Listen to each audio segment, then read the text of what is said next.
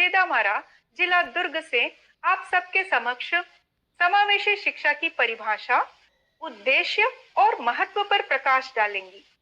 तो आइए चलते हैं के शारदा मैडम के पास। नमस्कार, मैं के शारदा शिक्षिका दुर्ग छत्तीसगढ़ से।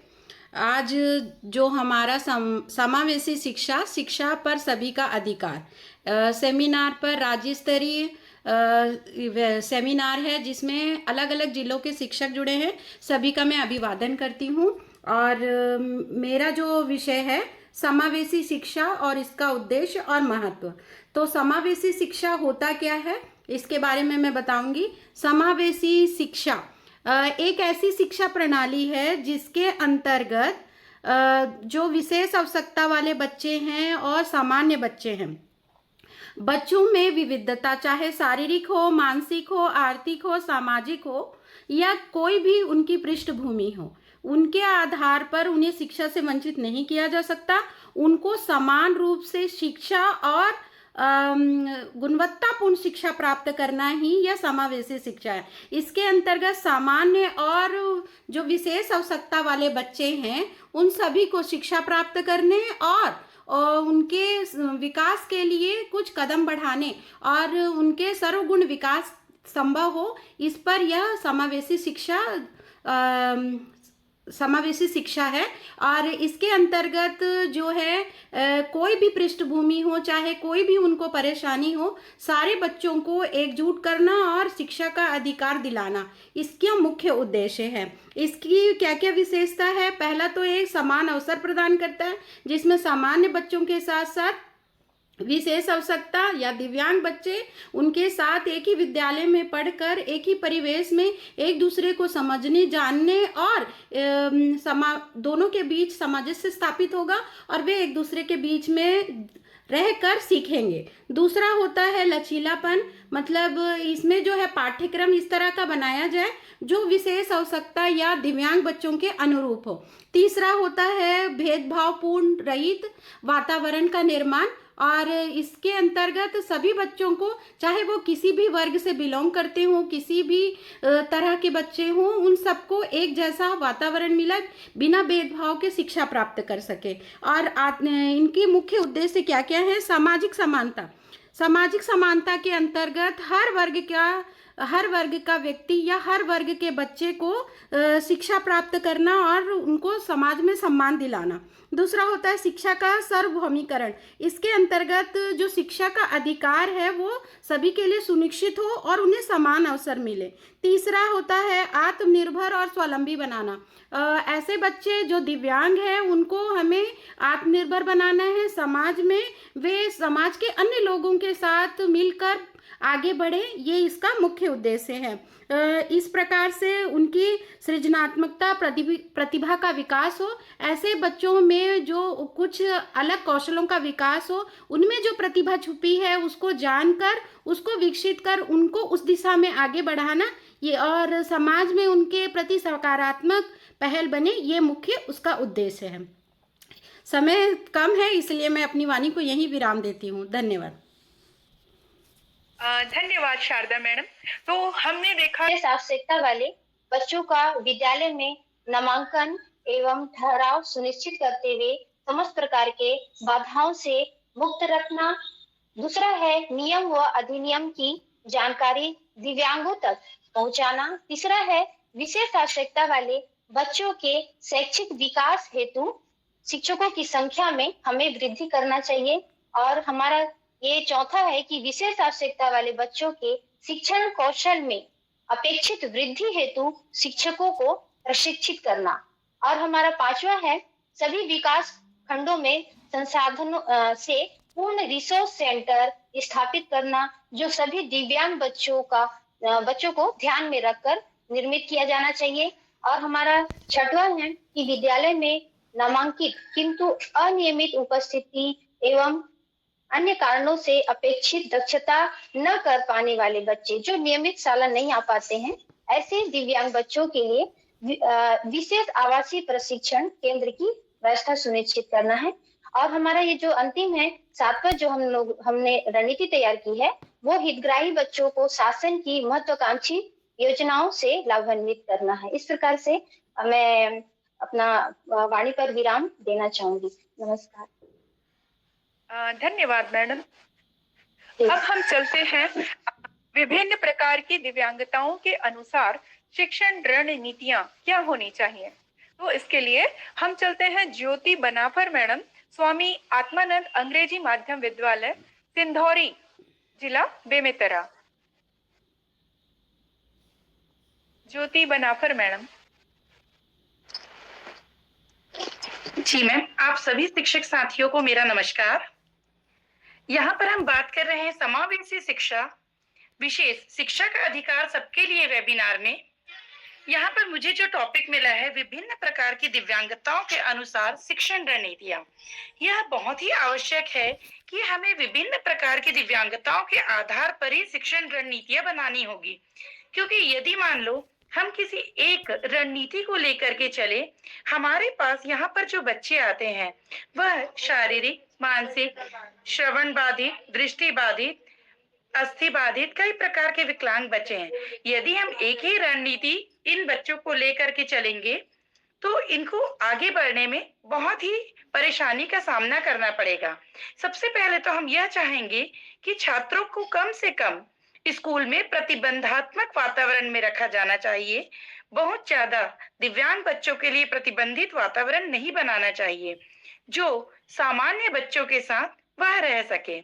इसके साथ ही हमको यह सुनिश्चित करना चाहिए कि सभी छात्र स्पष्ट वाक्यों का उपयोग करके धीमी गति से ही सही इशारों और चित्रों और प्रतीकों का उपयोग करके मुख्य शब्दों पर जोर दे करके उन्हें समझा सके, उनके साथ समझ सके। हमारे पास यहाँ पर विभिन्न प्रकार के दिव्यांग बच्चे आते हैं, जैसे कि मैं यहाँ पर बात करूंगी श्रवण बाधित बच्चे। श्रवण बाधित बच्चों का जो शारीरिक विकास रहता है वो सामान्य रहता है। तो हम यदि उन बच्चों को चाहें तो हम अपनी क्लास में उन पर विशेष नजर रखते हुए उनको सामने की सीट में हम बिठा सकते हैं, ताकि उन बच्चों के साथ हम पढ़ाते समय साथ साथ में इशारों से भी बातचीत कर सके। बच्चे बहुत आसानी से ये इशारे समझ सकते हैं। यहाँ पर मैं दृष्टि बाधित बच्चों के लिए अलग अलग क्षेत्र में विशेष स्कूल भी खोला गया है, जहाँ पर ब्रेल लिपि तथा विभिन्न माइक्रोफोन के माध्यम से उन बच्चों को पढ़ाया जा सकता है।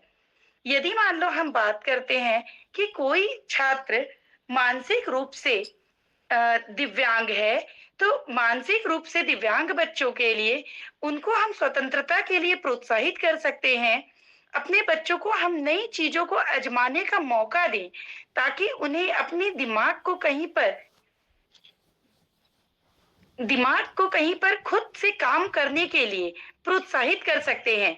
जब जरूरत हो तो मार्गदर्शन दें, और जब कोई बच्चा अच्छा काम करे तो हम उन्हें प्रोत्साहित भरे शब्दों से बात करें। इस तरह से हम दिव्यांग बच्चों को भी आगे लाने में मदद कर सकते हैं।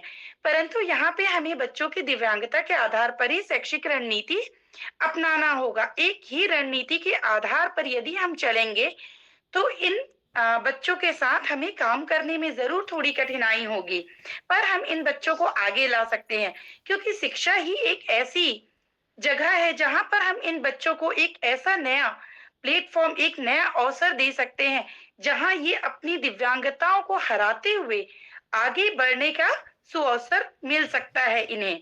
इसलिए हमें इन बच्चों के साथ इनकी मानसिकता के आधार पर विशेष रणनीतियां बनाई जानी चाहिए। धन्यवाद।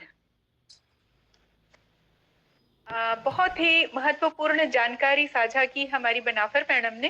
तो चलिए हम आगे चलते हैं। समावेशी कक्षा में सहायक तकनीक का उपयोग, श्रीमती नंदा देशमुख, शासकीय प्राथमिक शाला सिरसा खुर्द, जिला दुर्ग से। सभी को नमस्कार। आज का मुझे टॉपिक मिला है समावेशी कक्षा में सहायक तकनीकी का उपयोग। विद्यार्थियों की थोड़ा सा मैं सहायक तकनीकी के बारे में बता देती हूँ। मैम वीडियो ऑन कीजिए प्लीज। वीडियो ऑन है मैम।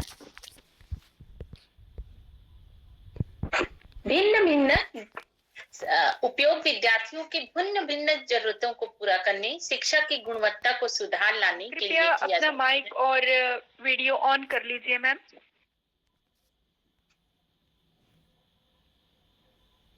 देखो तो अब आया मैं ये आ रहा है जी। आ रहा है मैम, आप कंटिन्यू कीजिए।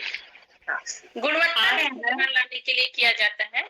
इसका उद्देश्य हर विद्यार्थी को उनके व्यक्तिगत दृष्टिकोण, शारीरिक क्षमता, मानसिक स्थिति के आधार पर उपयुक्त समर्थन प्रदान करना है। यहाँ कुछ प्रमुख सहायक तकनीकी का वर्णन किया गया है जो कि समावेशी कक्षाओं में हम आगे चलते हैं। शायद कुछ तकनीकी प्रॉब्लम। मैम सुना रहे हैं। मैम उनका आवाज आ रहा है, आवाज आ रहा है। नेटवर्क इशू है। है आवाज, वीडियो और आवाज दोनों आ रही है, क्लियर आ रही है। नंदा मैडम को पहला है ऑडियो जी जी। कंटिन्यू कीजिए तो मैडम। पहला जी कंटिन्यू कीजिए। हाँ, तकनीकी का उपयोग में हम लेते हैं ऑडियो और वर्चुअल उपकरण। ऑडियो उपकरण जैसे कि बधिर सुनने में कठिनाई वाले विद्यार्थियों के लिए किया जाता है। वर्चुअल जैसे बड़े आकार की स्क्रीन, विशेष सॉफ्टवेयर और दृष्टिहीन बच्चों के लिए किया जाता है।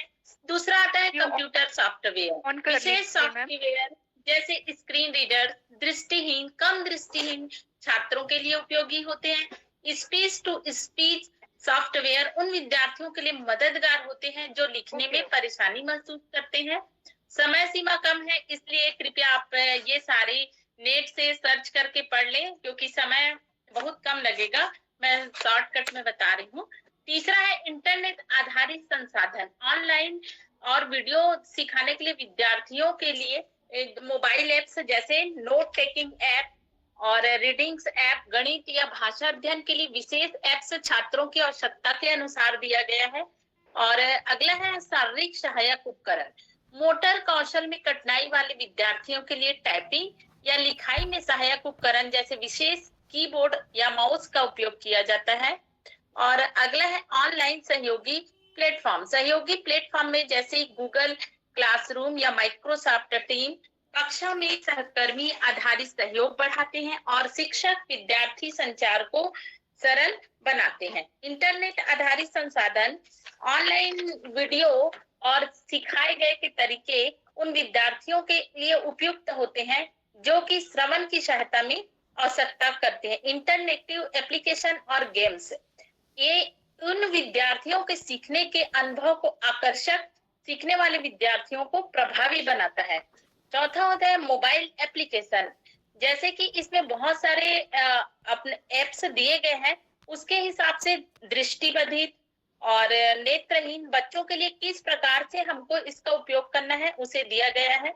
और दृष्टिबाधित बालिकाओं के लिए, छात्राओं के लिए ब्रेल लिपि जैसे कि सहयोग में लाई जाती है। और ऑडियो सिस्टम जो कान से दृष्टि स्वर्णबाधित है उनके लिए लिया जाता है। इस प्रकार तकनीकी सहायक का उपयोग कर विद्यार्थियों की भिन्न भिन्न जरूरतों को पूरा किया जाता है। बात है कि हमारे समावेशी शिक्षा प्राप्त करने वाले बच्चे भी एक अच्छे लेवल पर अपना वर्चस्व कायम कर पा रहे हैं। तो हम आगे चलते हैं। दिव्यांग बच्चों के लिए सुलभ पाठ्य पुस्तक और अध्ययन सामग्री। आदरणीय धर्मानंद गोजे, शासकीय प्राथमिक शाला पाठकपुर, जिला सूरजपुर से। गोजे सर।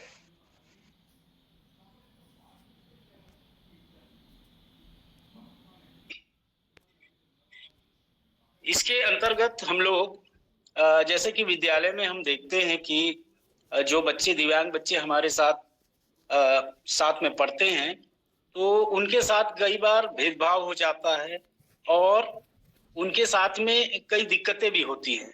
उसको एक शिक्षक के नाते हमको समझना होगा, उनको फर्स्ट बेंच में जगह देनी होगी और पर्याप्त उनके पास संसाधन उपलब्ध कराने होंगे। इसी संबंध में मेरा टॉपिक है।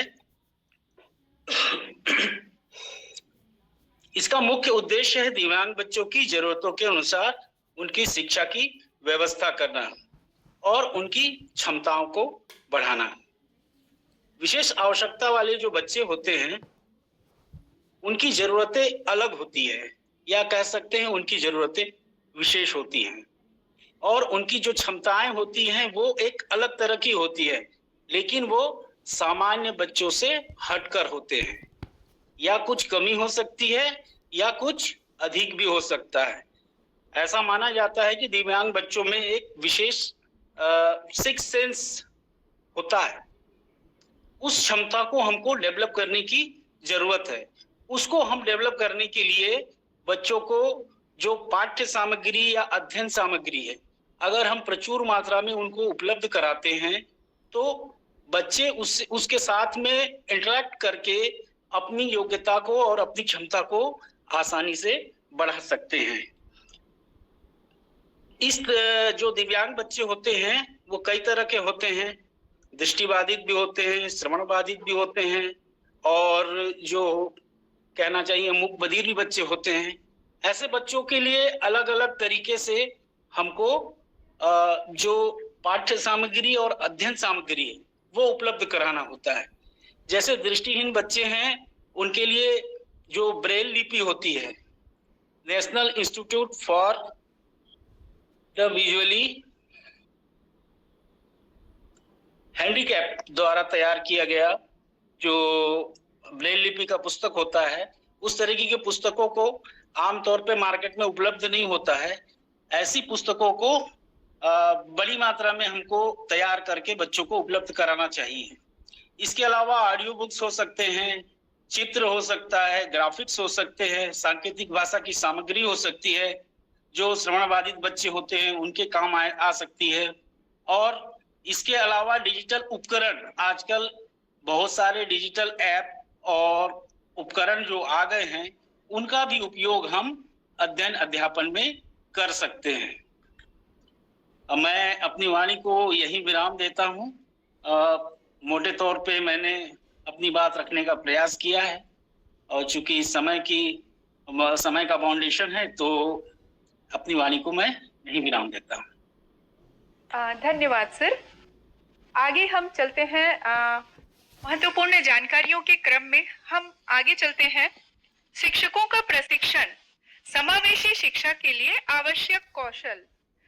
रश्मि वर्मा, स्वामी आत्मानंद उत्कृष्ट हिंदी माध्यम विद्यालय, चक्रधर नगर, रायगढ़ से। जी हाँ मैम, उपस्थित हूँ मैं। सभी शिक्षक साथियों को मेरा नमस्कार। मैं रश्मि वर्मा, व्याख्याता, चक्रधर नगर रायगढ़ स्कूल से हूँ। आज हम बात करने जा रहे हैं शिक्षकों का प्रशिक्षण।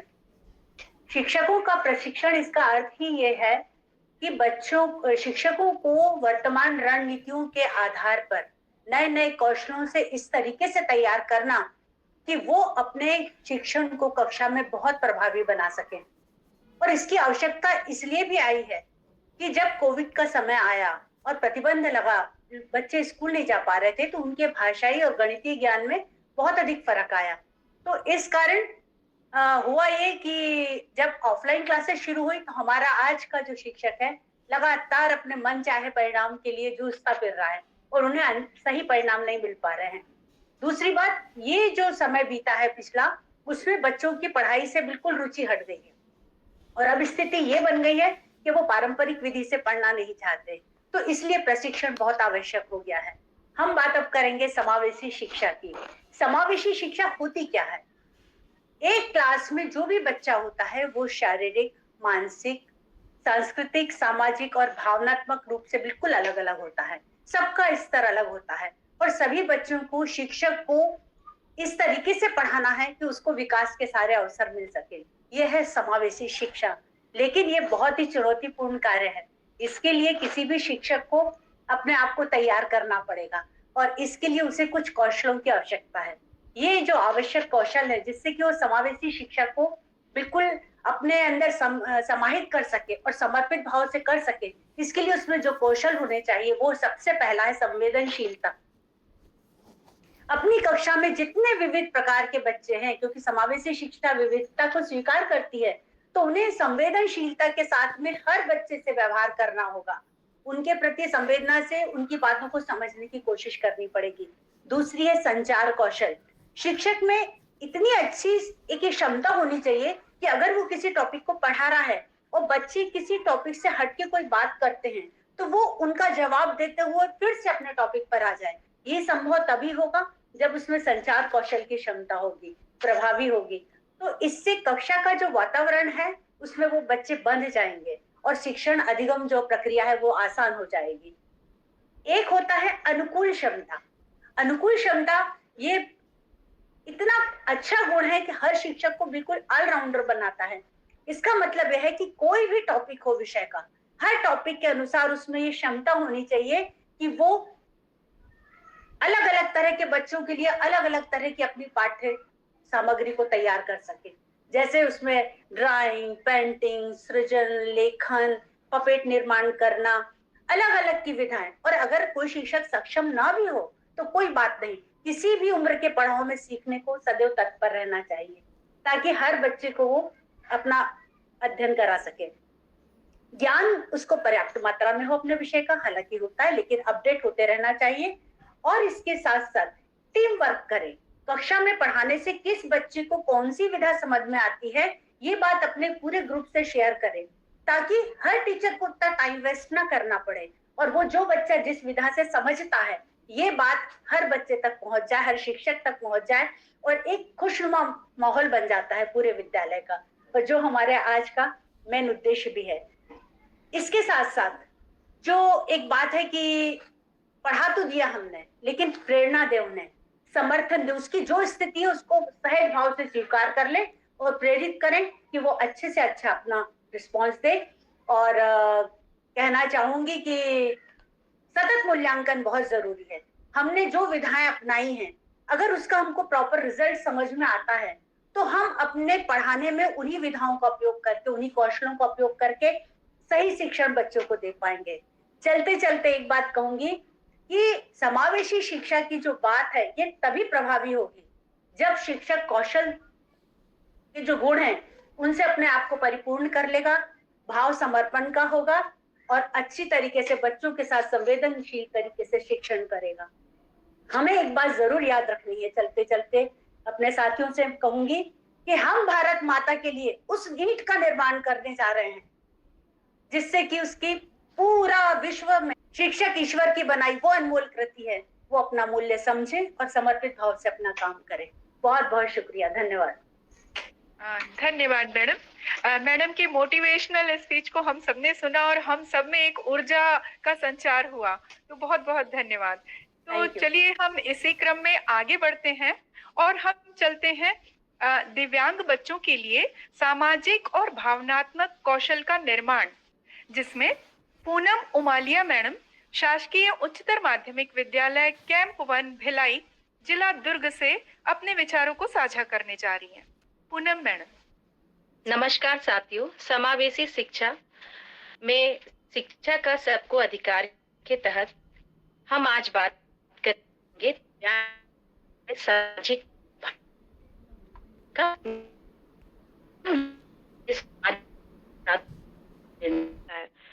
आगे इसी कड़ी में हम आगे बढ़ते हैं भावनाओं की पहचान और प्रबंधन। बच्चों को अपनी भावनाओं को समझने और नियंत्रित करने के लिए प्रशिक्षण देना बहुत ज्यादा जरूरी है, क्योंकि उन्हें बात बात पर गुस्सा आना, डर या खुशी जैसी भावनाओं को बताने का सही तरीका पता होना चाहिए।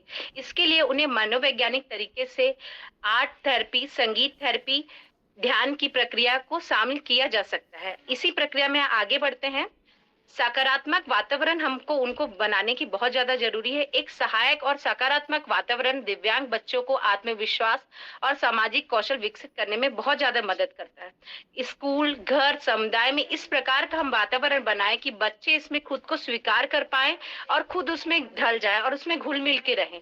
बच्चों को हम सामूहिक कार्य और सहयोग में भी अपना सकते हैं। उनको ऐसे कुछ कार्य दे जिससे वो समूह में कार्य करे और आपसी सहयोग उनका बढ़े, जिसे हम टीम वर्क कहते हैं। इससे बच्चों की सहयोग की भावना डेवलप होती है। दिव्यांग बच्चों में टीम एक्टिविटी जैसे खेलने, चित्रकला और सामूहिक परियोजनाओं जैसे सामाजिक कौशल को बढ़ाने में सहायता हो सकती है। भावनात्मक समर्थ और प्रेरणा। भावनात्मक समर्थ के रूप में बच्चों को उन लोगों से प्रेरणा दिला दी जानी चाहिए जिन्हें कई संघर्ष के बाद अपनी मंजिलें पाई। और हमारे बीच आज हम सबके बीच में इसका जीता जागता सबूत हम सबके बीच में रिस्पेक्टेड शारदा मैम मौजूद है कि कोई भी बाधा उनके जीवन में कभी बाधा सामने नहीं आई। उन्होंने उन बाधाओं को, अपनी चुनौतियों को अपना अभिमान और अपने हम समाज के लिए अभिमान बनाते हुए आज राष्ट्रपति पुरस्कार लेते हुए हम सभी लोगों के लिए अनुकरणीय एक उदाहरण प्रस्तुत किया है। ये बहुत अच्छा उदाहरण है। आज के वेबिनार के लिए मैं मैडम को रिस्पेक्ट देती हूँ और हृदय से अपनी भावनाओं को उनके लिए समर्पित करती हूँ। बच्चों को हमें खुल के एक दूसरे से बात करना सिखाना चाहिए और उन्हें ये भी बताना बहुत ज्यादा जरूरी है कि यदि आप दिव्यांग है, इसका मतलब ये नहीं है कि आप समाज से कुछ हटके, आप समाज के उसी समाज का हिस्सा है। बस बात ये है कि आप में कुछ एकाध अलग कुछ समझ में आता है, जिन लोगों को समझ नहीं आता उसे कुछ और नाम दे देते हैं, पर आप कोई अलग नहीं है, हम में से ही एक हैं। हम सारे साथ में ही हैं। धन्यवाद। इस प्रकार मैं अपनी वाणी को विराम देना चाहती हूँ। धन्यवाद मैम। जैसा कि मैडम ने कहा कि दिव्यांग या डिसेबल, जिन्हें हम कह सकते हैं डिफरेंट टाइप ऑफ एबल, मतलब वो एबल तो है लेकिन उनका टाइप थोड़ा सा अलग है, बस और कुछ नहीं। ये हमारे समाज के, मैं प्रीति शांडिल्य, एनपीएस कोलियारी, जिला धमतरी से। तो जैसा कि हम सबने कहा कि हम सभी को समता और समानता के अधिकार हैं और समता का अर्थ है सभी को एक समरसता से देखना।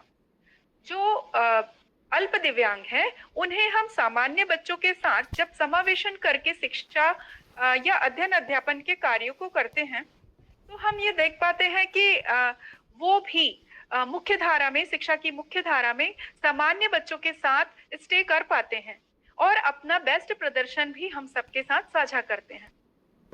इसी गैर दिव्यांग बच्चों के साथ ही अल्पसंख्यक भाषा बोलने वाले बच्चों को एक ही छत के नीचे शिक्षा तक पहुंच सुनिश्चित करना, स्कूलों में ऐसी शिक्षण विधियां अपनाना जो समावेशी शिक्षा को बढ़ावा दें, माता पिता, शिक्षकों और दिव्यांग छात्रों को सक्रिय रूप से शामिल करना और शिक्षित करना, उच्च शिक्षा को सभी के लिए सुलभ बनाना, डिजिटल पहुंच को सुव्यवस्थित करना, सभी के लिए शिक्षा को सस्ता बनाना। इस प्रकार हम देख पा रहे हैं कि शासन और हमारा केंद्र शासन, राज्य शासन भी समावेशी शिक्षा को बढ़ावा देने और नई शिक्षा नीति 2020 में विभिन्न प्रकार की नवाचार और सुविधाओं को प्रदत्त कर रहे हैं ताकि सभी को समान शिक्षा प्राप्त हो सके और दिव्यांगजन भी सामान्य बच्चों की तरह शिक्षा का पूर्ण अधिकार प्राप्त करके एक नया विचार और एक नया हम सबके सामने एक, जैसा कि हमारी आदरणीय शारदा मैडम ने डिसेबल होते हुए भी राष्ट्रपति पुरस्कार अवार्ड की विजेता बनकर हम सबके लिए एक गौरवान्वित महसूस करने वाले क्षण को प्रदत्त किया। तो साथियों, हम थोड़ा आगे चलते हैं और कुछ अन्य बिंदुओं के साथ हम चर्चा को बढ़ाते हैं। दिव्यांग बच्चों के लिए परीक्षा में छूट और विशेष प्रावधान, जिसके लिए रिंकल बग्गा सर, शासकीय प्राथमिक शाला धर्मपुर, अधिकारों की रक्षा करता है और उन्हें समान अवसर प्रदान करता है। इसके साथ शिक्षा का अधिकार अधिनियम है जो सामान्य बच्चों के साथ साथ दिव्यांग बच्चों को भी अनिवार्य और निःशुल्क शिक्षा प्रदान करता है। तो इस प्रकार से भारत सरकार और राज्य सरकार दिव्यांग बच्चों को परीक्षा में छूट और कुछ विशेष प्रावधान दिए गए हैं। धन्यवाद।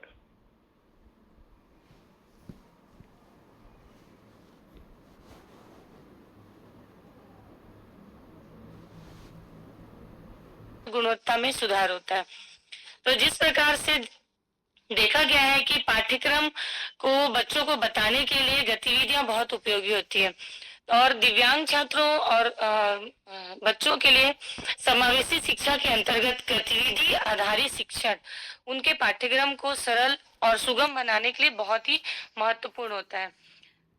सामान्य चीज को स्पर्श कर छू कर स्वयं से गतिविधि द्वारा उस विषय को पढ़ सकते हैं, सीख सकते हैं।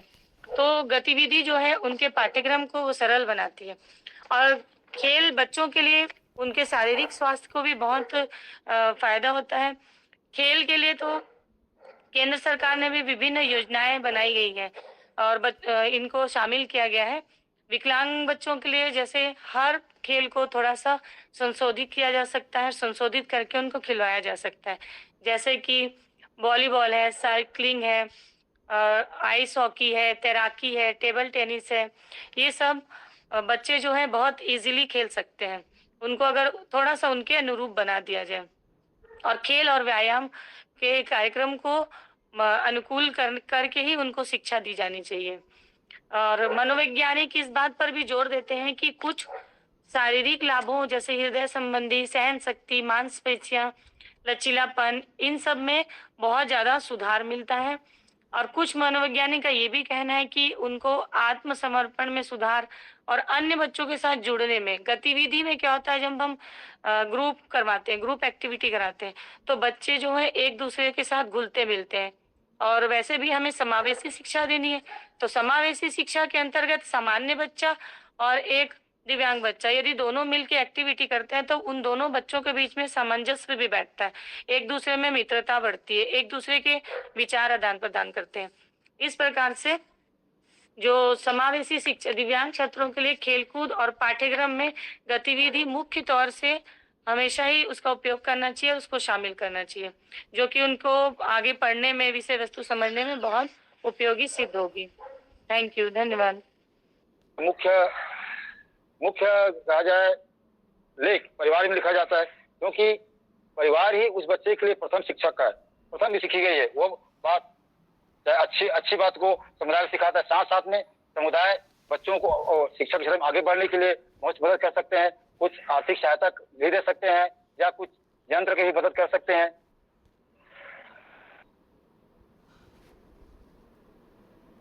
समुदाय निःशक्त जो बच्चे हैं उसको स्कूल भेजने में मदद कर सकते हैं। ऐसे बच्चे होते हैं जो पढ़ने नहीं जाते या माता पिता कुछ अलग सोच रखते हैं कि बच्चों को स्कूल नहीं भेजेंगे, तो उसको समुदाय मदद करके बच्चों को स्कूल तक ले जाने में मदद कर सकते हैं। साथ साथ में कुछ सामग्री भी उपलब्ध करा सकते हैं और उस बच्चों को उस शिक्षा में आगे बढ़ने में मदद कर सकते हैं। जी, धन्यवाद।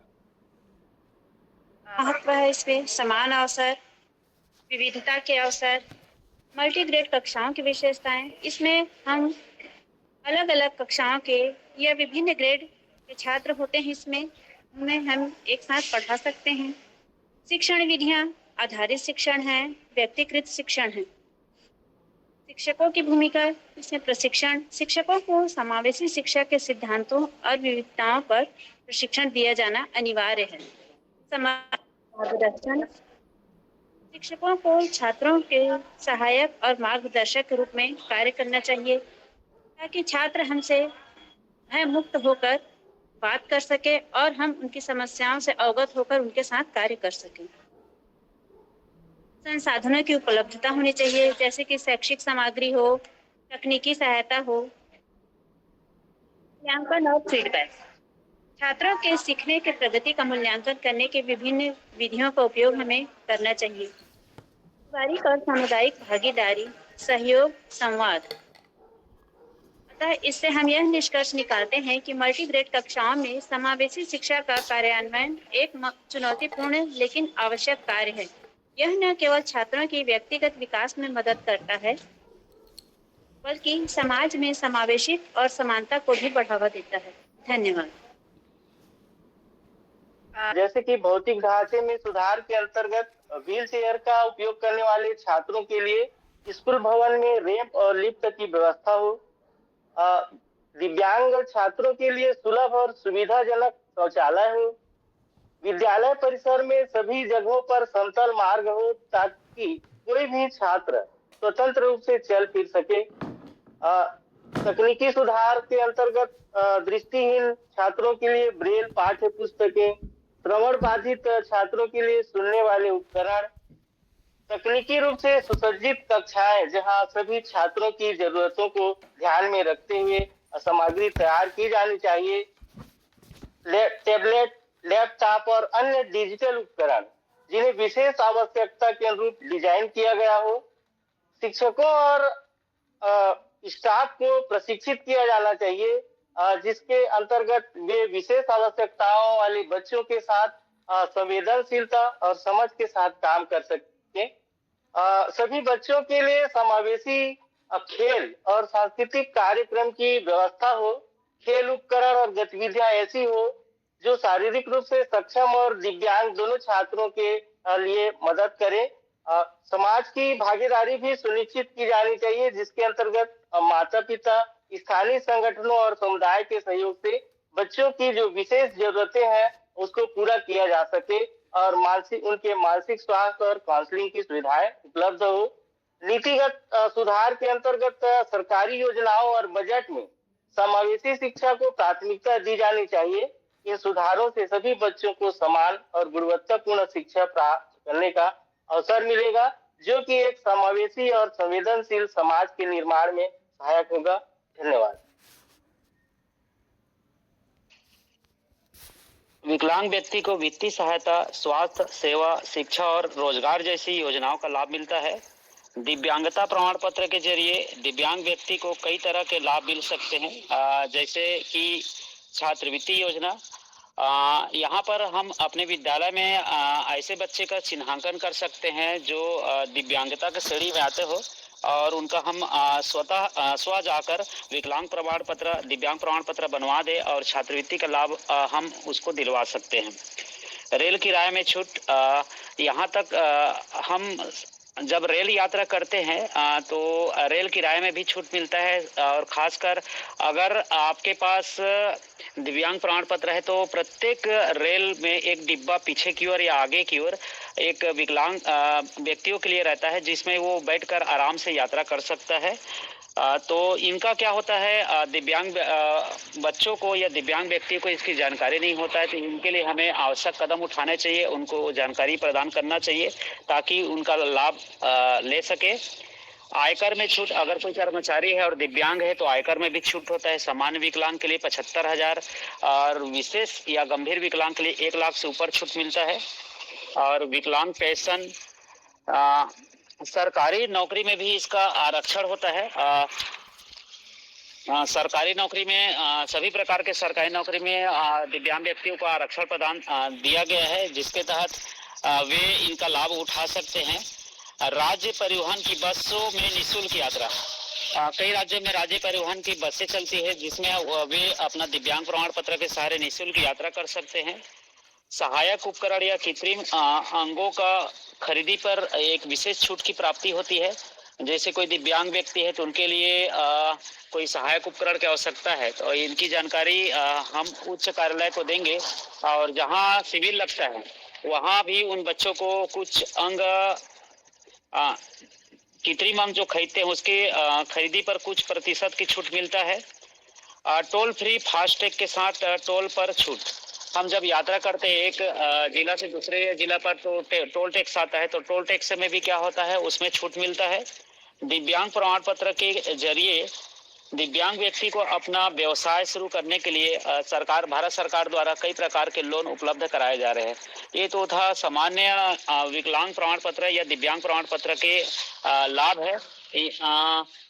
मेरा आप सभी से विनम्र निवेदन है कि आपके विद्यालय में या आपके पास ऐसे बच्चे होंगे जो दिव्यांग प्रमाण पत्र के लाभ नहीं जानते या दिव्यांग प्रमाण पत्र जिसके पास नहीं होगा, तो इसके लिए हम छोटा सा एक मुहिम उठा सकते हैं, उनको इनसे परिचित करा सकते हैं और इनका लाभ, इन लाभ के बारे में बता सकते हैं और साथ साथ हम कुछ समय निकाल कर अपने विद्यालय के बच्चों या आस पड़ोस के बच्चों के लिए दिव्यांग प्रमाण पत्र बनवा सकते हैं ताकि वे बच्चे इनका आसानी से लाभ ले सके। इसमें मैं खुद एक दिव्यांग सहायक शिक्षक हूं, जिसका मैं इसमें से लगभग 50% सेवाओं का लाभ मैं खुद नौकरी के पहले ले चुका हूं और वर्तमान में रेल किराए पर भी छूट लेता हूं। तो सभी बच्चों को इसका हमें जानकारी देना चाहिए क्योंकि 3rd AC से लेकर 1st AC तक और नॉर्मल स्लीपर कोच में भी इसका छूट मिलता है, जो कि 80% बच्चों को इनका जानकारी नहीं हो पाता। तो आप सभी शिक्षक साथियों को बस इतना ही कहकर अपना वाणी विराम करना चाहूंगा। आप सभी को सादर नमस्कार। कि डाक विभाग द्वारा भी पोस्टल और रजिस्ट्री के पैकेट्स में भी उनको कोई चार्ज नहीं लगता।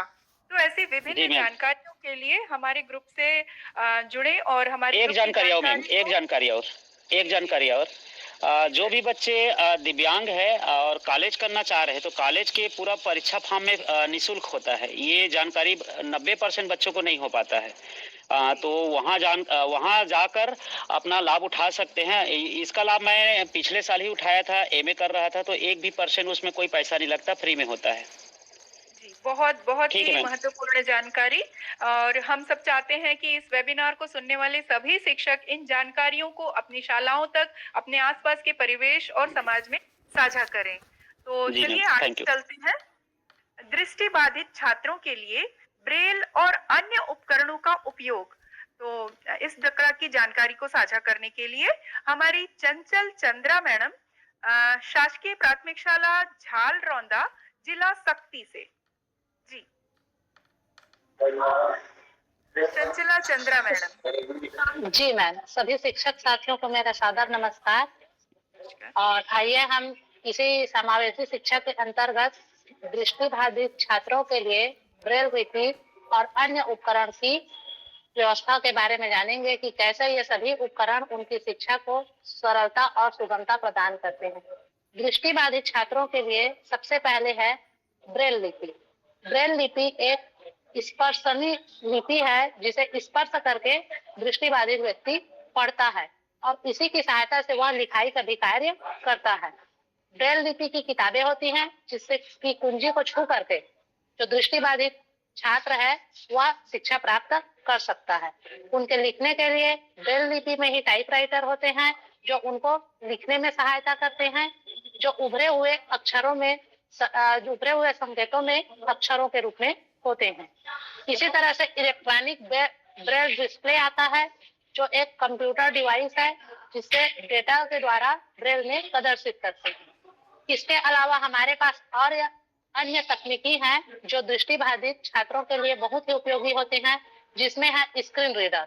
स्क्रीन रीडर एक ऐसा सॉफ्टवेयर है जो कंप्यूटर की स्क्रीन पर लिखे गए अक्षरों को आवाजों के रूप में परिवर्तित करता है, जो दृष्टिबाधितों के लिए बहुत ही उपयोगी है।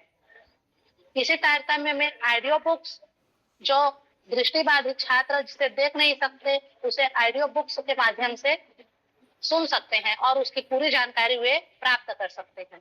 इसी तरह से एक और उपकरण है टच और फीलिंग उपकरण।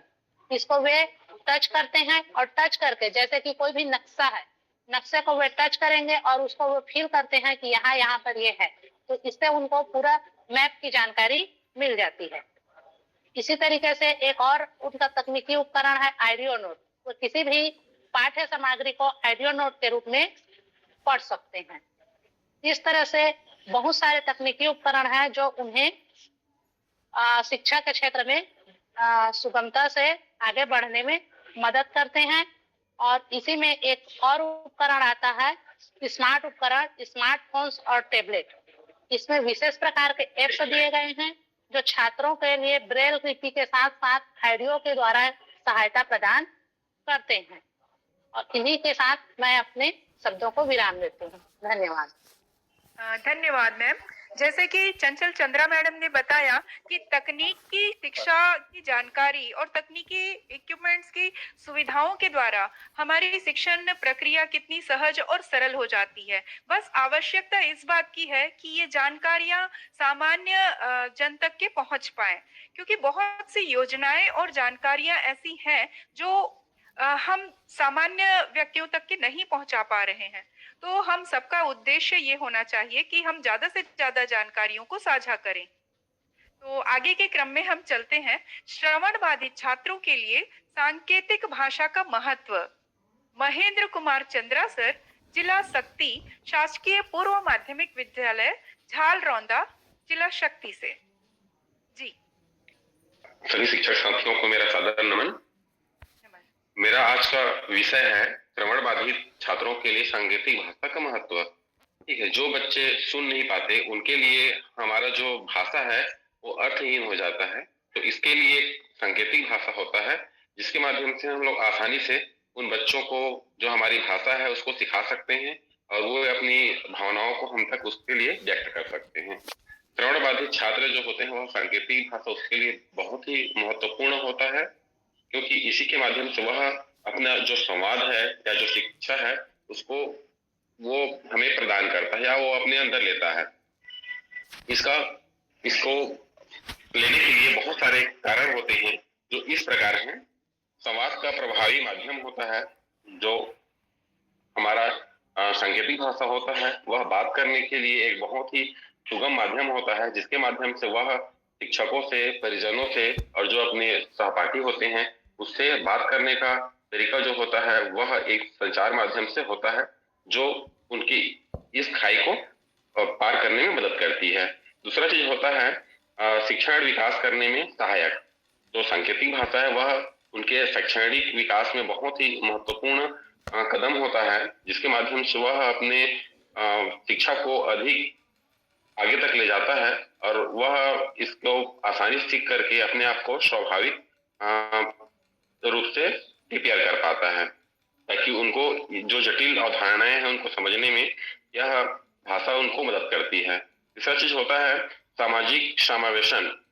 सांकेतिक भाषा के माध्यम से ही जो छात्र है सुन नहीं पाता, ठीक है, वह इसी के माध्यम से समाज तक जुड़ा हुआ होता है। उसके साथ साथ ही यह संज्ञानात्मक जो बौद्धिक विकास होता है उसके भी यह इसी के माध्यम से करता है। तीसरा चीज होता है सांस्कृतिक पहचान। सांकेतिक भाषा के माध्यम से वह समुदाय के साथ जुड़ता है, उसकी सांस्कृतिक पहचान होती है और वह इसका हिस्सा बनता है, जिससे छात्र सीखे गए जो भी बात होती है वह साइन लैंग्वेज के माध्यम से ही अपने समाज तक पहुंचाता है। और इसके साथ साथ अभी तक हम लोग स्वरोजगार के बारे में बात कर रहे हैं कि जो डिसेबिलिटी वाले बच्चे हैं वह स्वरोजगार के ऊपर भी उनका डिपेंड करता है। तो जो है यह सांकेतिक भाषा है, इसको अगर सीख जाता है वह और उसको में अगर निपुणता आ जाती है तो वह इसमें एक जॉब की तरफ भी जा सकता है या फिर कोई भी प्राइवेट इंस्टीट्यूट में जाकर के वह कार्य भी कर सकता है। तो सांकेतिक भाषा जो होती है वह बहुत ही महत्वपूर्ण होती है, जो उसको आत्मनिर्भर बनाने में मदद करती है।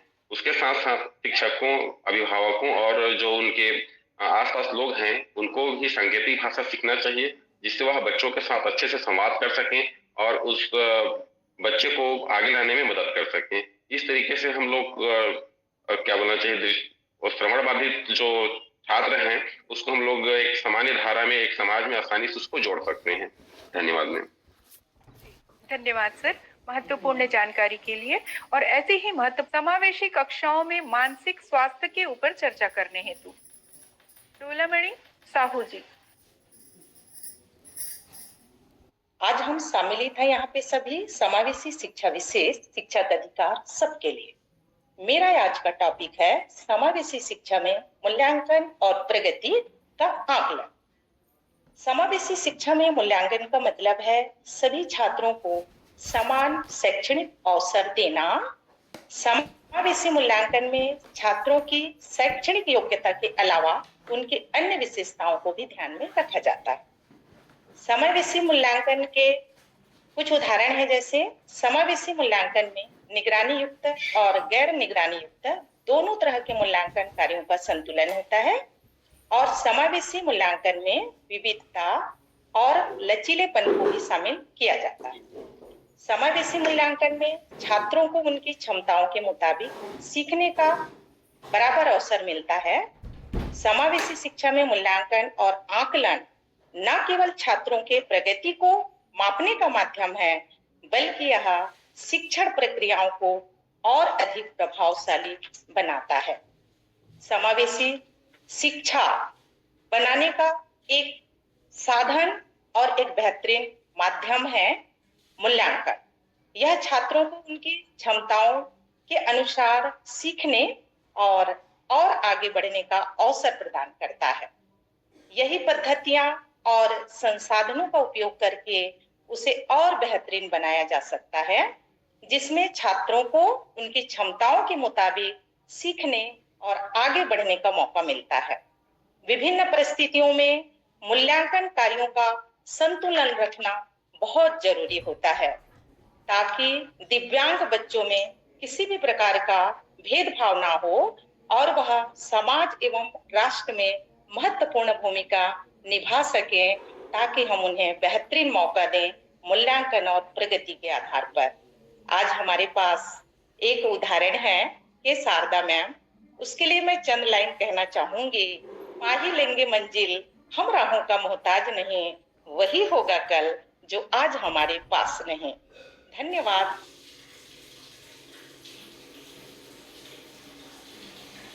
बहुत ही सुंदर पंक्तियां आपने हम सबके साथ साझा की है मैडम, और हम सब इसके समर्थन में भी हैं और आगे के कंटेंट को लेके हमारे बीच आ रहे हैं।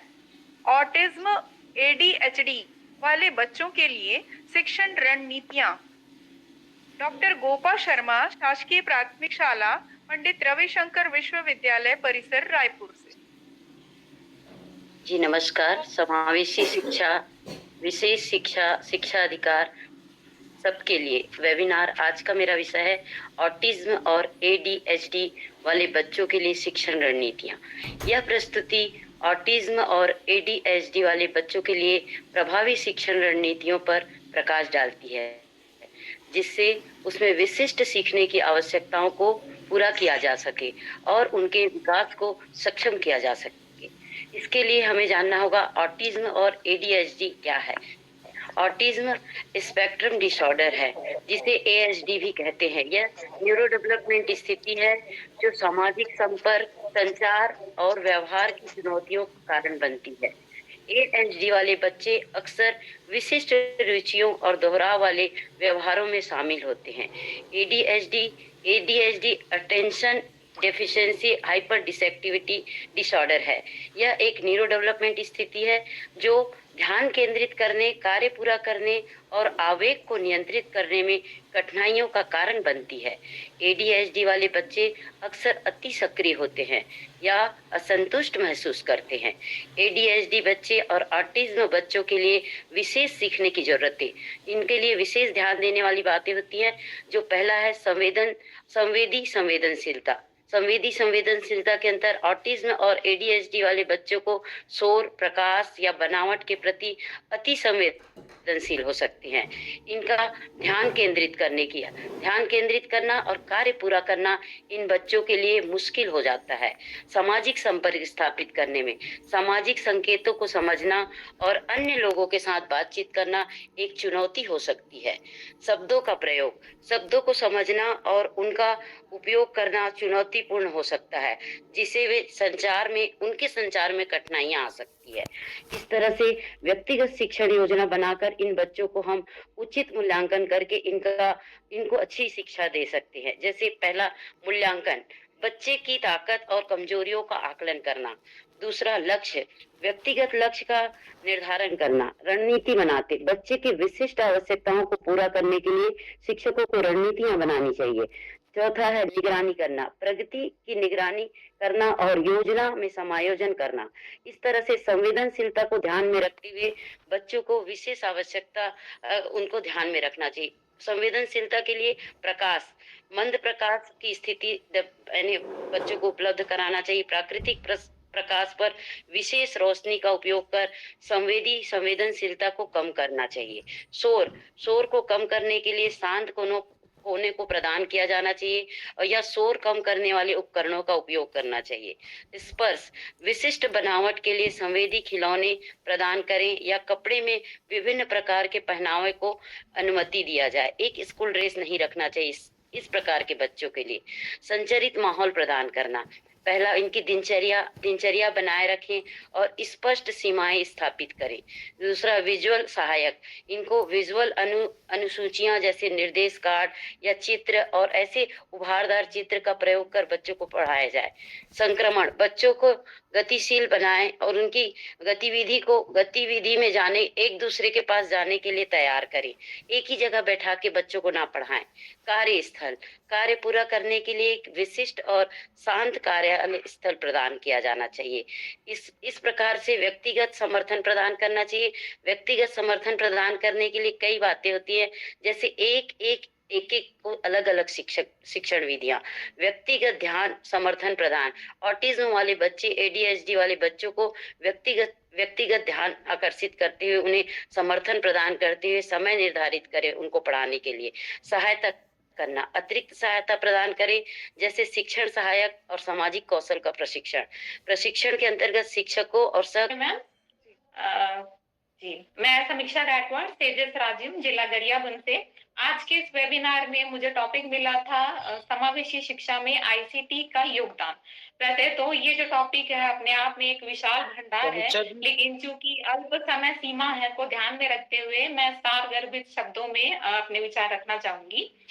जैसा कि आईसीटी टूल्स कोविड-19 के समय में शिक्षा में क्रांतिकारी बदलाव आया और वो था आईसीटी टूल्स का शिक्षा में उपयोग।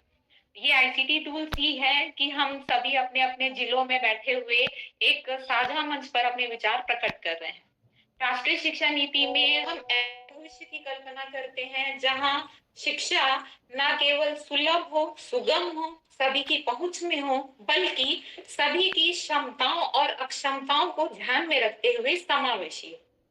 समावेशी शिक्षा में विशेष आवश्यकता वाले बच्चों की यदि हम बात करें तो उनकी आवश्यकताओं को पूरा करने और उनके शिक्षण अधिगम को सुलभ बनाने में आईसीटी एक महत्वपूर्ण भूमिका निभा रही है। इसलिए हम सभी शिक्षकों का यह दायित्व बन जाता है कि हम सभी आईसीटी को पहले तो हम क्षमा करेंगे। मैम मेरी आवाज आ रही है? जी आ रही है। जी मैम। तो हम बात कर रहे थे समावेशी शिक्षा में यदि हम विशेष आवश्यकता वाले बच्चों की बात करें तो इनमें जो आईसीटी है वो एक महत्वपूर्ण भूमिका निभा रही है। तो हम सभी टीचरों का ये दायित्व बन जाता है कि हम सबसे पहले आईसीटी से अवगत हो और उसका प्रयोग करके हम विशेष आवश्यकता वाले बच्चों को मुख्य धारा में जोड़कर एक समावेशी कक्षा का वातावरण तैयार कर सकते। जैसा कि उनके वक्ताओं ने कहा, बीच में बात की थी,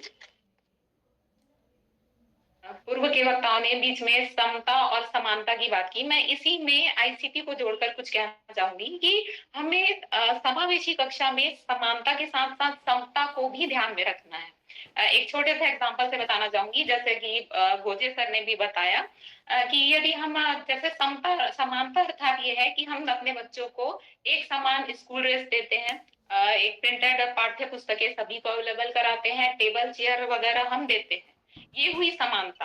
अब यदि हम पाते हैं कि एक बच्चा है जिसकी हाइट थोड़ी कम है तो हम ये करेंगे कि हम उसे थोड़ी ऊंची चेयर देंगे ताकि उसे सीखने में आसानी हो। अब यदि इसी को हम विशेष आवश्यकता वाले बच्चों की बात करें तो मान लीजिए हमने प्रिंटेड पाठ्य पुस्तकें दी अपनी क्लास में और एक बच्चा जो है दृष्टिबाधित है, तो वो प्रिंटेड जो पाठ्य पुस्तकें हैं उससे वो सीख नहीं पाएगा। तो अब यहाँ पर शिक्षक का ये दायित्व है कि वो उसे ऑडियो रिकॉर्डर या साइन लैंग्वेज प्रोवाइड करे ताकि बच्चा जो है वो अपनी आवश्यकताओं अनुसार सीखे। यहाँ पर शिक्षक को बच्चों की आवश्यकता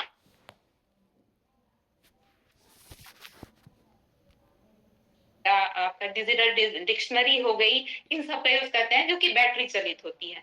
और हाई टेक में हम जितने भी सॉफ्टवेयर हैं, एप्स हैं, हियरिंग एड है, इनका इस्तेमाल करते हैं। तो इसी प्रकार अन्य जो भी जो मोटर स्किल से रिलेटेड है और जितने विजुअल इम्पेयर्ड है, हियरिंग इम्पेयर्ड है, इनके लिए अलग अलग जो आईसीटी है इनका यूज किया जाता है। तो हम टीचरों को सबसे पहले तो इनसे अवगत होना है और फिर इनका प्रयोग करके अपनी क्लासरूम में एक समावेशी कक्षा का निर्माण करना है। बस इतना कहते हुए मैं अपनी वाणी को विराम देना। कृष्णपाल राणा सर, उत्तर बस्तर कांकेर से। राधा मैडम को बहुत बहुत धन्यवाद दूंगी, आभार व्यक्त करूंगी उनके प्रति कि उनके माध्यम से हम सब शिक्षक इस विषय पर अपने विचार रखने के लिए जुड़ पाए।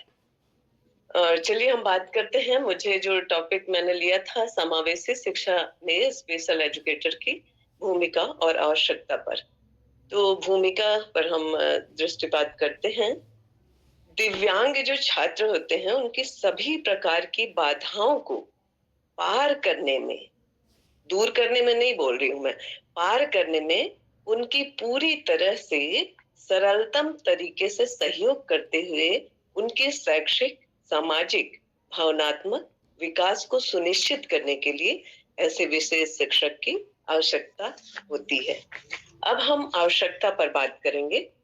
क्योंकि स्पेशल एजुकेटर जो होते हैं वो विशेष प्रशिक्षण लेकर कार्यस्थल पर पहुंचते हैं और ऐसे बच्चों के लिए बहुत आवश्यक है कि उनके सारे मनोभाव को समझते हुए वो शिक्षक कार्य करे।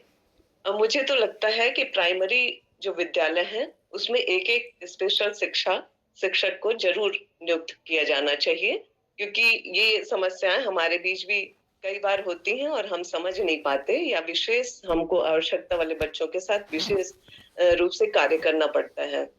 और ऐसे बच्चों का जो मानसिक और शारीरिक जो स्तर होता है वो भी सामान्य बच्चों की तुलना में या तो बहुत अधिक होगा, शार्प तरीके से वो समझ पाते हैं किसी विषय को, या फिर वो धीमी गति से समझते हैं।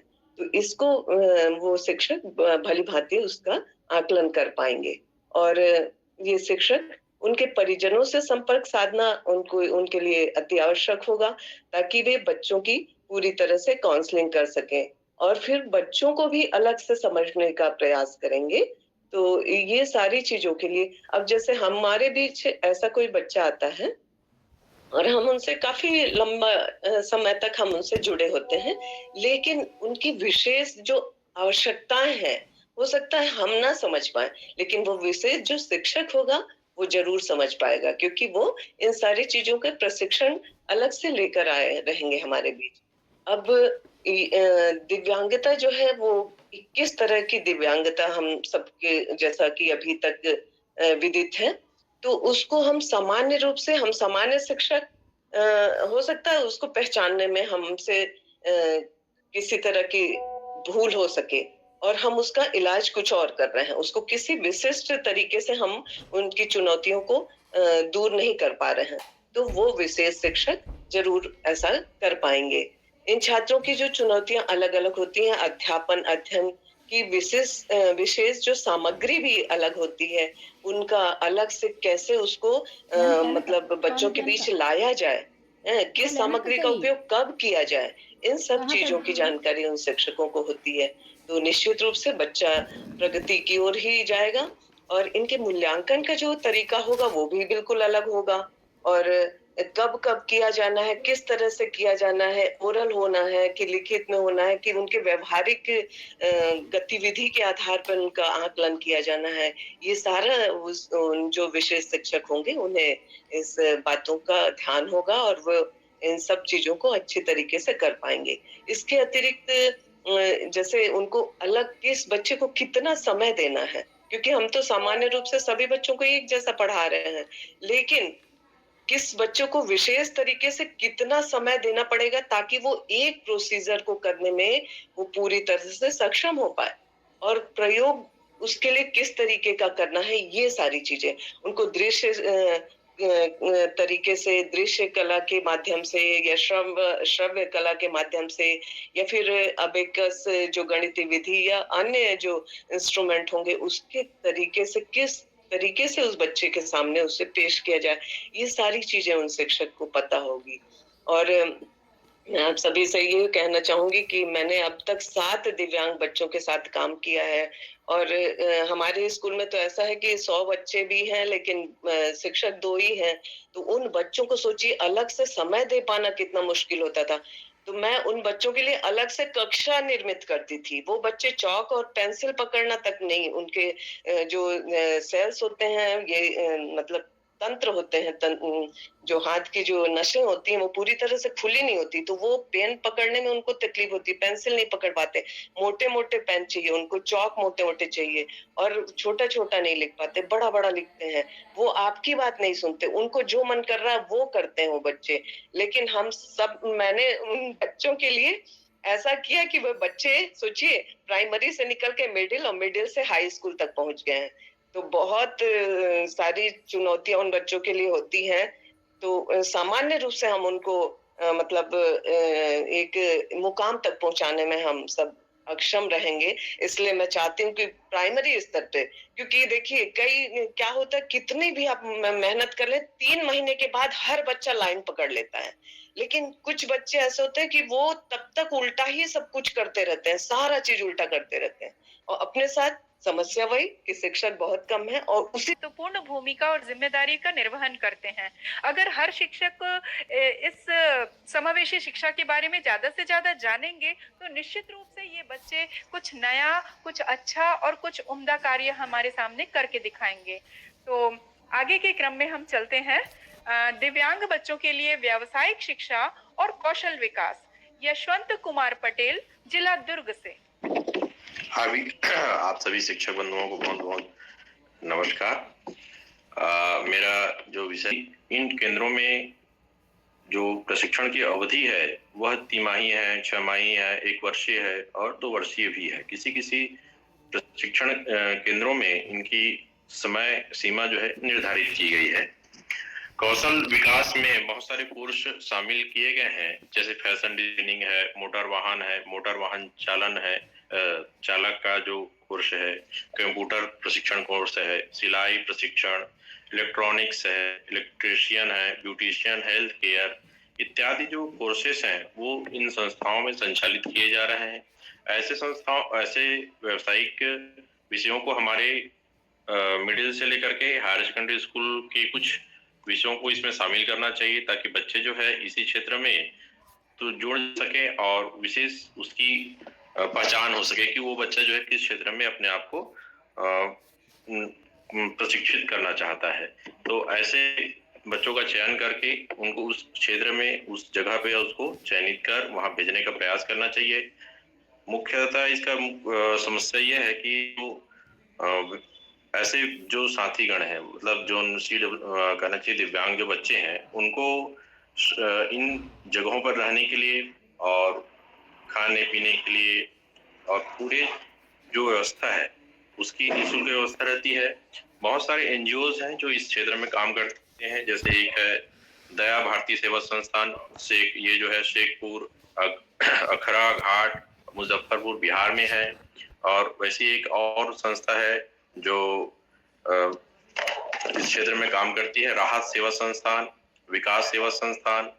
ये ऐसे एनजीओज हैं इस क्षेत्र में काम करते हैं। तो इसके अलावा हमारे छत्तीसगढ़ में एक जशपुर में एक संस्था है, लाइवलीहुड कॉलेज जशपुर। तो यहाँ इसकी प्रशिक्षण की व्यवस्था की गई है। हमारे इसमें उत्तर प्रदेश में बहुत सारे ये कौशल विकास केंद्र हैं, जिसमें प्रधानमंत्री दक्ष योजना ये है, और यूपी में 34 क्षेत्रों के लिए 283 पाठ्यक्रमों का समावेश किया गया है इस तरह के प्रशिक्षणों के लिए।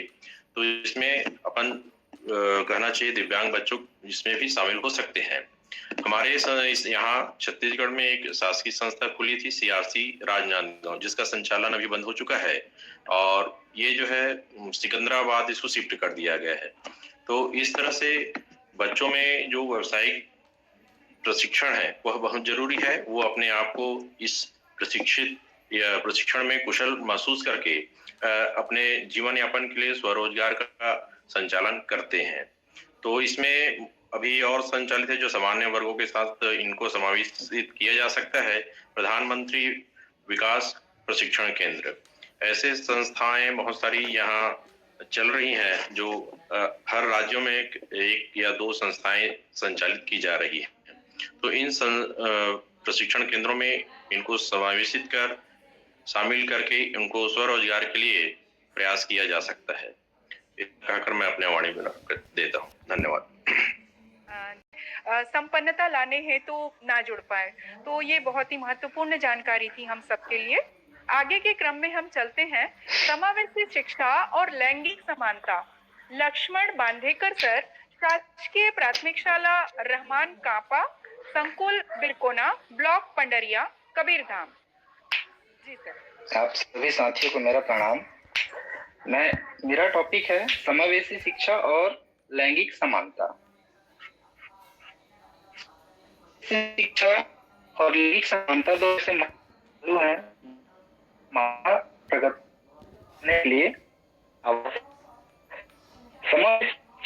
समावेशी शिक्षा की सभी बच्चे, चाहे उनकी शारीरिक, मानसिक, सामाजिक या आर्थिक स्थिति कैसी भी हो, समान रूप से शिक्षा प्राप्त करने के अधिकार से वंचित न हो। इसका उद्देश्य यह सुनिश्चित करना है कि शिक्षा का वातावरण ऐसा हो जहां हर बच्चे की जरूरतों को समझा और पूरा किया जा सके। इसे सतत विकास लक्ष्यों की पूर्ति, सतत विकास 4 हिस्सा के रूप में समावेशी शिक्षा को लिया गया है। आगे बढ़ते हैं। लैंगिक समानता। लैंगिक समानता का तात्पर्य है पुरुषों और महिलाओं, लड़कों और लड़कियों तथा अन्य सभी लैंगिक पहचानों के साथ समान व्यवहार हो। यह शिक्षा, रोजगार, स्वास्थ्य और समाज के हर क्षेत्र में समान अवसर और अधिकार सुनिश्चित करने से संबंधित है। इसके लिए मूलभूत अधिकार या मानव अधिकारों का आधार है जो समाज में न्याय और समानता को बढ़ावा देता है। सामाजिक समरसता। जब सभी को समान अवसर मिलते हैं तो समाज में सामंजस्य और विकास संभव होता है। आर्थिक प्रगति। महिलाओं और अन्य लैंगिक समूहों की भागीदारी से उत्पादकता और आर्थिक विकास को बल मिलता है। सतत विकास लक्ष्य। इसे लैंगिक समानता को सतत विकास लक्ष्य 5 में शामिल किया गया है, जिससे यह वैश्विक प्राथमिकता बन चुकी है। लिंग आधारित शिक्षा का उन्मूलन। स्कूलों और अन्य शैक्षिक संस्थानों में सुरक्षित वातावरण हो। स्टीरियोटाइप है जो समाज के हर वर्ग को सशक्त बनाकर सभी के लिए एक न्यायपूर्ण और प्रगतिशील भविष्य का मार्ग प्रशस्त करता है। इसीलिए समावेशी शिक्षा और लैंगिक समानता एक दूसरे के पूरक हैं और शिक्षा प्रणाली में इन दोनों को प्राथमिकता देकर हम एक बेहतर, न्याय संगत और प्रगतिशील समाज का निर्माण कर सकते हैं। धन्यवाद। हमारे यहाँ से शुभम तिवारी जी रायपुर से। जी शुभम।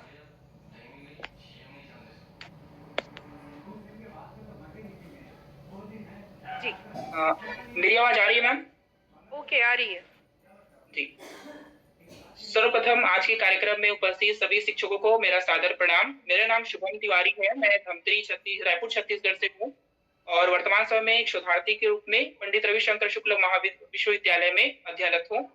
मेरा आज का जो विषय है समावेशी शिक्षा के अंतर्गत वो है एडीप योजना, ADIP, जिसका फुल फॉर्म है assistance to person with assistance to disable person for purchasing aids and appliances.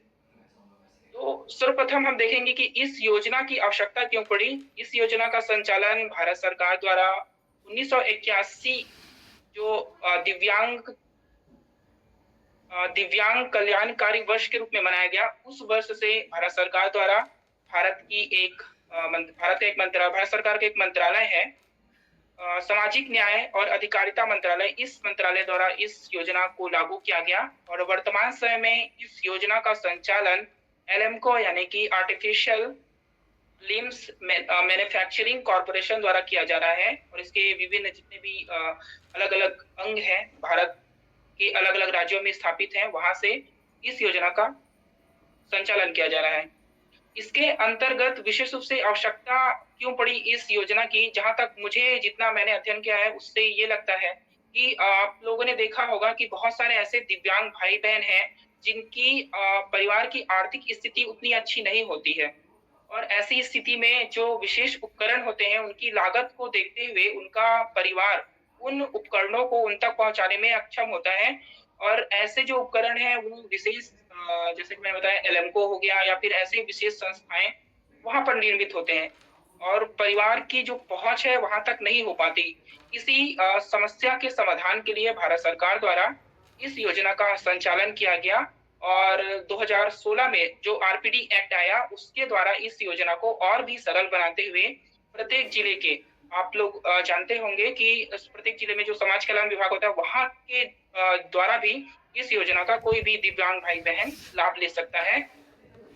प्रमुख उद्देश्यों में इस योजना के जैसे कि सर्वप्रथम जो दिव्यांग भाई बहन है उनको आत्मनिर्भर बनाना, उनके दैनिक जो क्रियाकलाप है उनको सरल बनाने वाले उपकरण उनको प्रदान करके उनको उनकी आत्मनिर्भरता में वृद्धि करना। दूसरा जो उद्देश्य है वो है हमारे दिव्यांग भाई बहन हैं उनको आर्थिक और सामाजिक रूप से उनकी गतिविधि को बढ़ाना ताकि वो उन उपकरणों का प्रयोग करके सामाजिक रूप से भी और साथ ही साथ आर्थिक रूप से भी अपनी जो कार्य क्षमता है, अपनी जो उत्पादकता है उसको बढ़ा सकें। तीसरा जो उद्देश्य है इस योजना का वो है एक्सेसिबिलिटी को बढ़ावा देना, यानी सुगमता को बढ़ावा देना। इसके अंतर्गत जो सामुदायिक स्थल होते हैं, मतलब सामान्य जनों के लिए जो स्थल हैं, जैसे रेलवे स्टेशन हो गया, हमारा विद्यालय हो गया, और ऐसे सामाजिक संस्थान जहां पर एक्सेसिबिलिटी यानी कि बैरियर फ्री एनवायरनमेंट, बाधा मुक्त वातावरण का निर्माण करना। इसके साथ साथ शैक्षिक क्षेत्र में भी जो TLM kit, accessible TLM kit प्रदान किया जाता है इस योजना के थ्रू, जिससे जो दिव्यांग जन हैं उनको उसके द्वारा बहुत सारे विषयों को समझाने में सहायता मिलती है। और चौथा जो इसका उद्देश्य है वो है कम आय वाले जो दिव्यांग जन हैं उनको प्राथमिकता देना। तो ये कुछ 5-6 उद्देश्य हैं इस योजना के, और इस योजना के अंतर्गत उनको विशेष जो सहायक उपकरण हैं, जैसे कि जो ऐसे श्रवण बाधित या फिर जो भी उनकी समस्या रही है उसका समाधान कर सकें। इसके अतिरिक्त चलने में अक्षम व्यक्तियों के लिए कृतियां होती हैं। सर्वप्रथम वो भारत का नागरिक होना चाहिए। इसके अतिरिक्त उसकी आय अगर वो ग्रामीण क्षेत्र में रह रहा है तो 1,80,000 से कम होनी चाहिए, और अगर वो शहरी क्षेत्र में रह रहा है तो 2,40,000 से कम होनी चाहिए। तो ये इन पात्रताओं को अगर वो इन पात्रताओं के माप पर वो खरा उतरता है तो उसको इस योजना का लाभ दिया जाता है।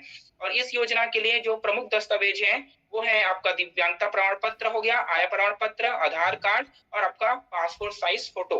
ये चारों चीजों की आवश्यकता होती है पंजीयन करने के लिए इस योजना के अंतर्गत। और इस योजना में 3 वर्ष में केवल एक ही बार लाभ लिया जा सकता है। कोई भी दिव्यांग भाई बहन अगर इस योजना का लाभ लेना चाहते हैं तो 3 वर्ष के अंतर्गत एक ही बार उसको इस योजना का लाभ दिया जाता है। जी, धन्यवाद शुभम। जी जी जी। आज के सेमिनार के लिए आपको और हमारी पूरी टीम को बहुत बहुत बधाई। बहुत सारी नई बातें मुझे सुनने सीखने को मिली।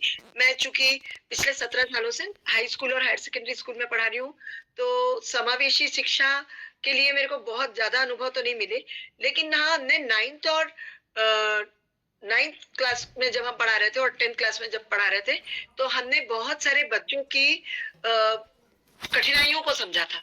जैसे कई बच्चों के तालू में छेद होता है, या कुछ बच्चों को दिखाई नहीं देता है, एक आंख से दिखाई नहीं देता है, एक आंख से दिखता है, तो वो बच्चा किताब को एकदम करीब लाके पढ़ता है, तो हम उसको देख के और फिर उसको आइडेंटिफाई किए, फिर उसका जांच कराए, तो इस तरह हम उन बच्चों को डॉक्टर तक पहुंचाए। और आजकल तो दिव्यांगता का फॉर्म भराया जाता है, जिसमें हमने कई तरह की दिव्यांग बच्चों की जानकारी हर बार हम देते हैं।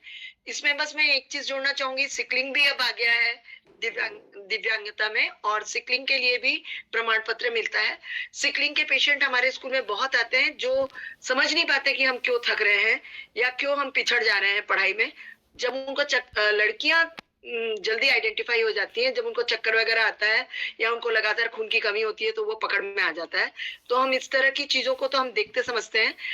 बहुत अच्छा सेमिनार था, लेकिन हमको यहाँ पे जो योजनाएं मिली या कुछ संस्थाओं के बारे में बार बार जो बताया गया, अच्छा होगा अगर ये लिखित जानकारी हम PDF के साथ रखें अपने पास या अपने ग्रुप में रखें, जिसे हम बाद में भी सर्कुलेट कर सकेंगे। और आप सभी को बहुत बहुत बधाई। और इसीलिए मैंने चूंकि इस विषय का समझना चाह रही थी तो मैंने वक्ता के रूप में भाग नहीं लिया था। ग्रुप फोटो ले लेते हैं, बहुत अच्छा आइडिया है। थैंक्स। शारदा मैडम,